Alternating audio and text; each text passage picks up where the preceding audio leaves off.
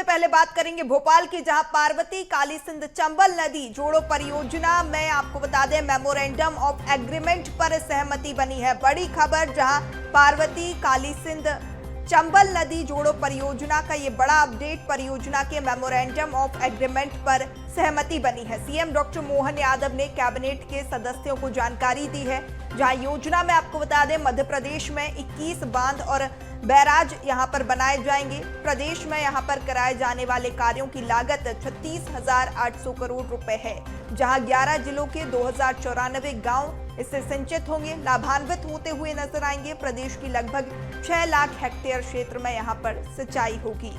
बड़ी खुशखबरी है, जहां प्रदेश के चंबल और मालवा क्षेत्रों के लाखों किसानों का जीवन यहां पर बदलता हुआ नजर आएगा। सिंचाई की व्यवस्था बेहतर होती हुई नजर आएगी। प्रदेश की आपको बता दें 17 परियोजनाओं और राजस्थान की पूर्वी राजस्थान नहर परियोजना इसमें शामिल है, जहां परियोजना से लगभग 40 लाख परिवार लाभान्वित होते हुए नजर आएंगे। परियोजना का कार्य आगामी 5 साल में पूरा होगा।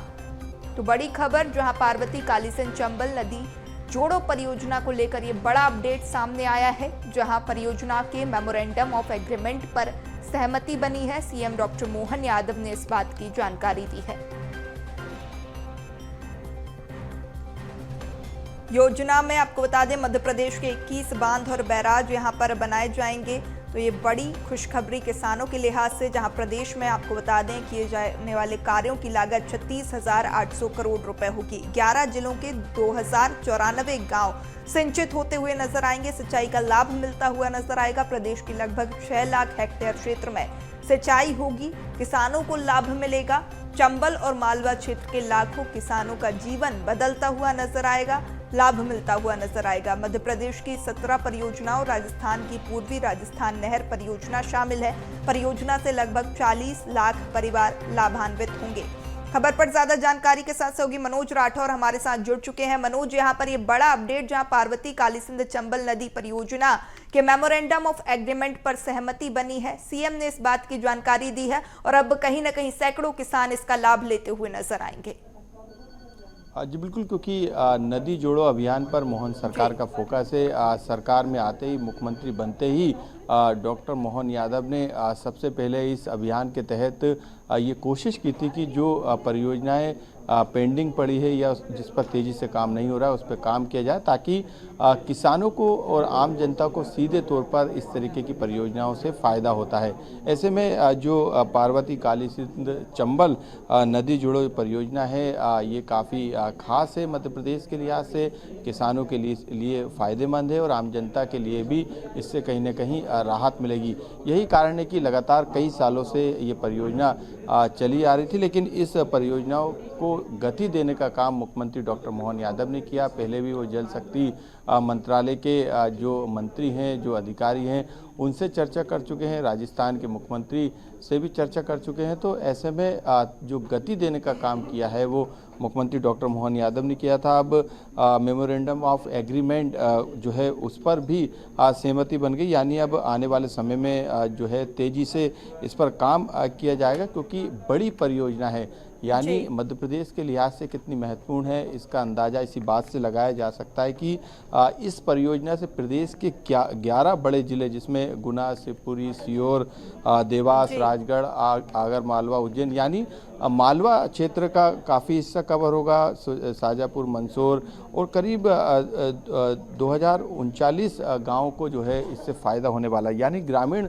परिप्रेक्ष्य में सिंचाई के हिसाब से देखें तो ये वरदान साबित होने वाली है। आने वाले समय में जब इसकी शुरुआत होगी तो 6 लाख हेक्टेयर जो क्षेत्र है इससे सिंचाई होगा।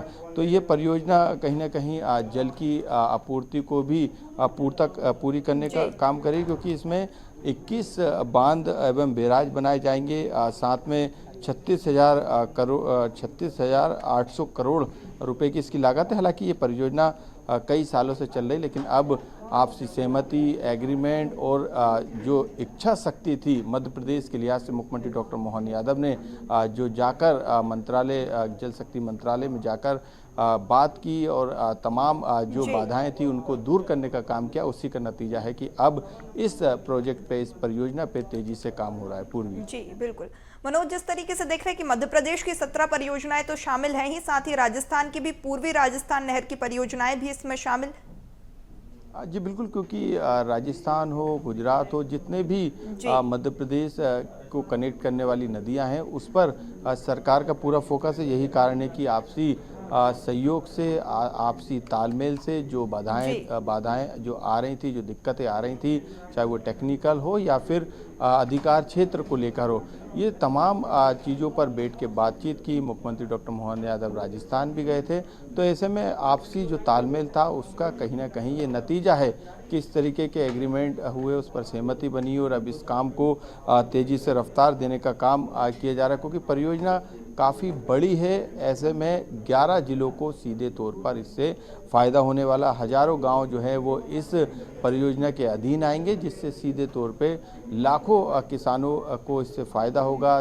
जो किसान के लिए जो ज़रूरत है पानी सिंचाई के लिए, वो उसे उपलब्ध हो सकेगा। तो सीधे तौर पर किसानों को ही नहीं बल्कि आने वाले समय में इस परियोजना से औद्योगिक क्षेत्रों को भी जोड़ा जाएगा, शहरी क्षेत्रों को भी जोड़ा जाएगा। पानी की जहाँ पर कमी है वहाँ पर पानी को पहुँचाने का काम इस परियोजना से, यानी 11 जिले, बड़ी बात है कि इस परियोजना से सीधे तौर पे प्रभावित होंगे। जी मनोज, जिस तरीके से देख रहे हैं कि बांध का निर्माण होगा, रोजगार के अवसर भी सृजित होते हुए नजर आएंगे, साथ ही किसानों के लिए भी लाभ, तो कहीं ना कहीं मोहन सरकार हर वर्ग को ध्यान में रखते हुए काम करती हुई नजर आ रही है।